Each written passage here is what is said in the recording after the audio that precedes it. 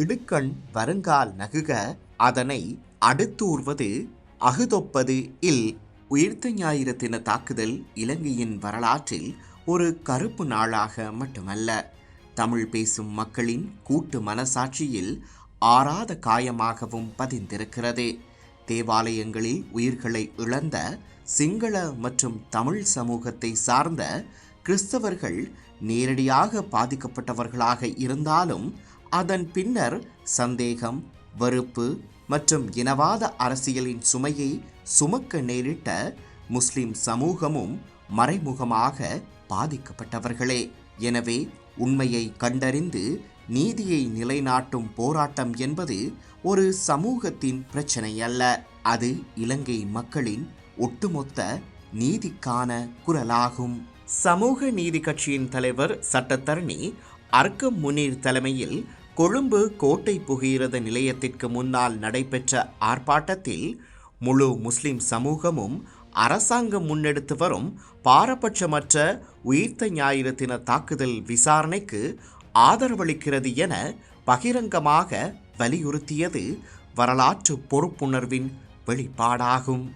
முன்னாள் புலனாய்வு பிரிவு தலைவர் பயங்கரவாத தடுப்பு சட்டத்தின் கீழ் தடுத்து வைக்கப்பட்டுள்ள நிலையில் இலங்கை முஸ்லிம் காங்கிரஸ் தலைவர் ரவுஃப் ஹக்கீம் சில செயல்முறைகள் தீவிரமாக முன்னேறுகின்றன, அவற்றுக்கு இடையூறு விளைவிக்க கூடாது என குறிப்பிட்டது மறைமுக ஆதரவாகும். அதேபோல் அகில இலங்கை மக்கள் காங்கிரஸ் தலைவர் ரிஷாட் பதியுதீனும் விசாரணைகளை குழப்ப முயலும் இனவாத சக்திகளுக்கு எதிராக முஸ்லிம் மற்றும் சிறுபான்மை அரசியல் தலைவர்கள் வெளிப்படையாக குரல் கொடுக்க வேண்டும் என அழைப்பு விடுத்துள்ளதும் வரவேற்கத்தக்கதாகும். இது கொழும்பில் மட்டும் எழுந்த குரல் அல்ல. நேற்று மட்டக்களப்பிலும் முஸ்லிம்களை தீவிரவாத வட்டத்துக்குள் அடைக்காதே ஈஸ்டர் தாக்குதலின் சூத்திரதாரிகளை வெளிப்படுத்துங்கள் என்ற கோஷங்களுடன் மக்கள் போராட்டத்தில் ஈடுபட்டனர். உண்மையான குற்றவாளிகளை கண்டறிய வேண்டுமே தவிர முழு சமூகங்களையும் குற்றவாளிகளாக சித்தரிக்கும் அரசியலை நிராகரிக்க வேண்டும் என்பதே அந்த குரலின் சாரமாகும். இந்த நிலையில் விமல் வீரவன்ச, உதய கம்மன் பில, திலீப் ஜெயவீர, ஞானசார தேரர், சுகேஸ்வர பண்டார, தயாசிரி ஜெயசேகர உள்ளிட்டோரும் எதிர்க்கட்சியின் சில இனவாத சக்திகளும் விசாரணைகளை திசை திருப்பும் வகையில் செயல்படுகின்றன என்ற அச்சம் சமூகத்தில் வலுப்பெற்றுள்ளது.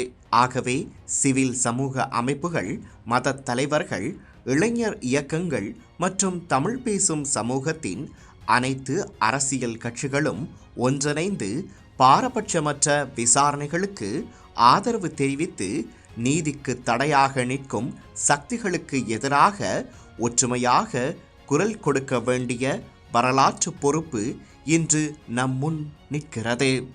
நாம் தொடக்கத்தில் குறிப்பிட்ட வள்ளுவனின் வாக்கு பிரகாரம் துயரங்களும் இடுக்கண்களும் ஒரு சமூகத்தை வெறுப்பின் பாதைக்கு இட்டு செல்ல அல்ல, உண்மை, நீதி மற்றும் ஒற்றுமையின் பாதையில் மேலும் உறுதியாக நடக்க செய்வதற்கே. உயிர்த்த ஞாயிறு தாக்குதல் என்ற இடுக்கண்ணை இலங்கை மக்களின் நீதிக்கான உறுதியாக மாற்றினால் மட்டுமே பாதிக்கப்பட்டோரின் கண்ணீருக்கு அர்த்தம் கிடைக்கும்.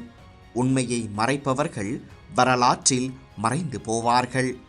ஆனால் உண்மையின் பக்கம் நின்று நீதிக்காக குரல் கொடுப்பவர்களே எதிர்காலத்தை எழுதுவார்கள்.